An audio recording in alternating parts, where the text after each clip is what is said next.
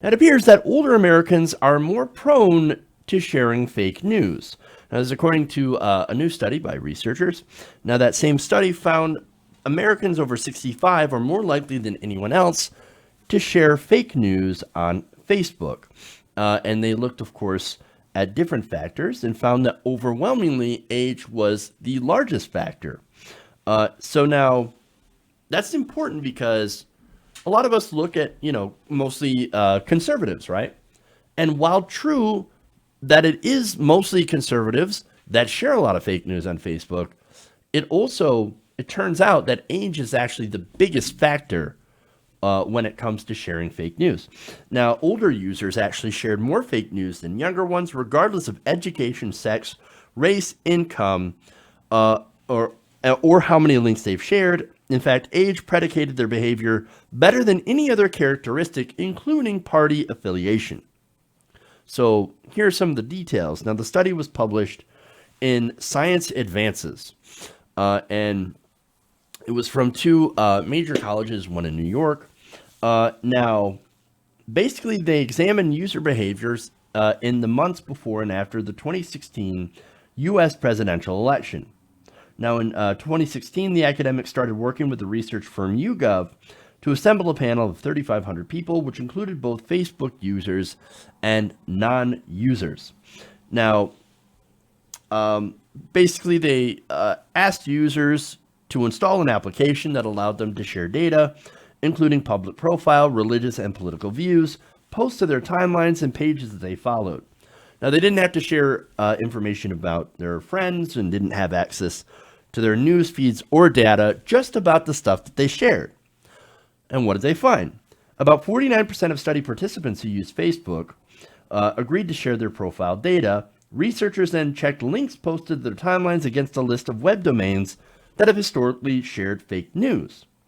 Later, they checked the links against 4 other lists of fake news stories and domains to see whether the results would be consistent. And across all categories, sharing fake news was actually incredibly rare. That's actually a good thing.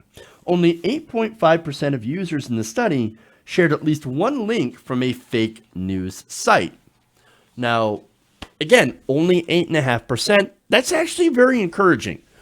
It kind of shows you that fake news is not quite the scourge that a certain presidential candidate actually believes it to be. Not only that, but let's break this down, right? Users who identified as conservative were actually more likely than users who identified as liberal to share fake news. 18% of Republicans shared links to fake news sites, compared to less than 4% of Democrats. The researchers attributed this finding largely to studies showing that in 2016, fake news overwhelmingly served to promote Trump's candidacy.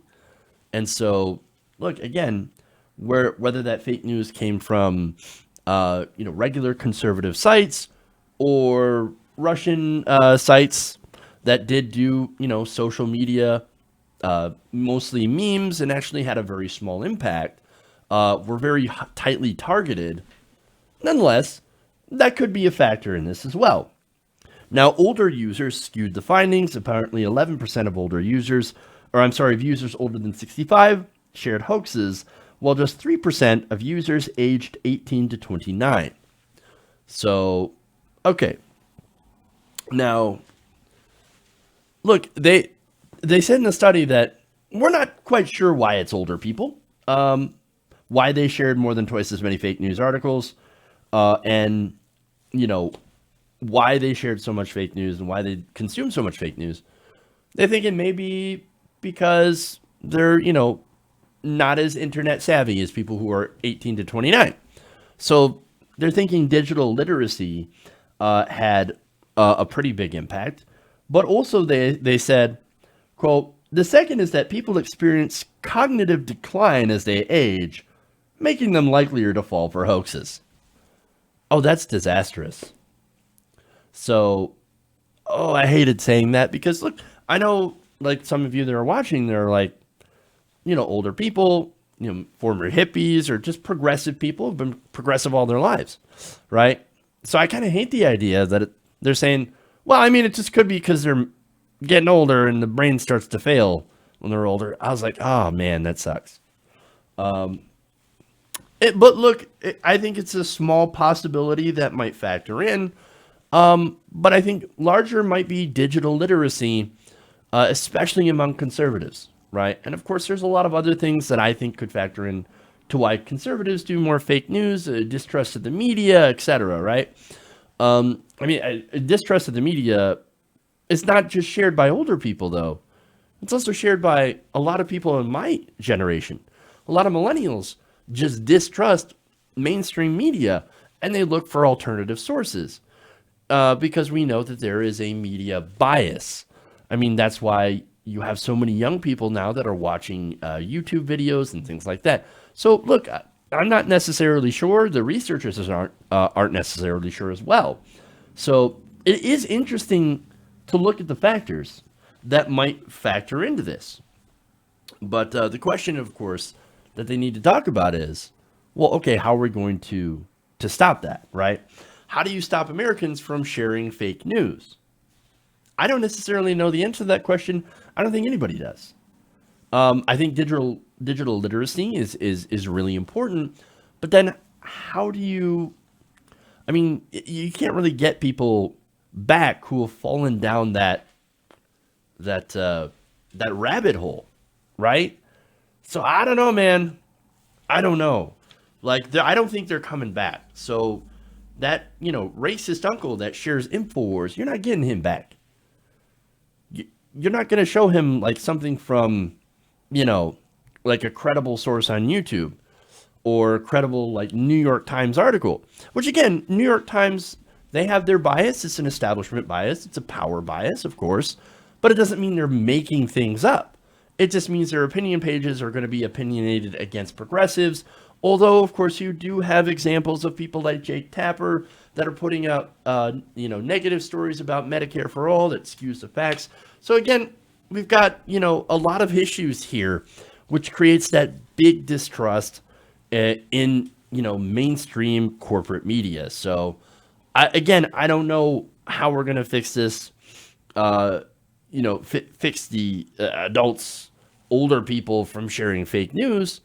But maybe we could at least start and making sure that our news sources are factual and that, they give you the whole story and they don't just have that establishment bias or the conservative bias or whatever bias that you have, but try to, and look, it's what we try to do here in independent media. We give you the facts and then we give you our analysis and opinion. And sometimes, you guys know that I give you a lot of opinion, but I always try to base it on factual information the best that I can. And so maybe if mainstream media, corporate media were to do the same, that would help out a lot. But also you have to consider that there are people out there that profit off giving people incorrect information.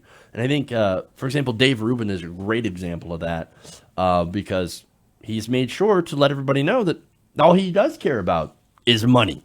All he does care about is getting a good paycheck. And so there are people out there, there are organizations out there that literally pay people to spread fake news because it is advantageous to them, because they end up making more money from, cutting their taxes or being able to pollute in the environment. So again, this is a very difficult sort of thing to come up with solutions to this issue.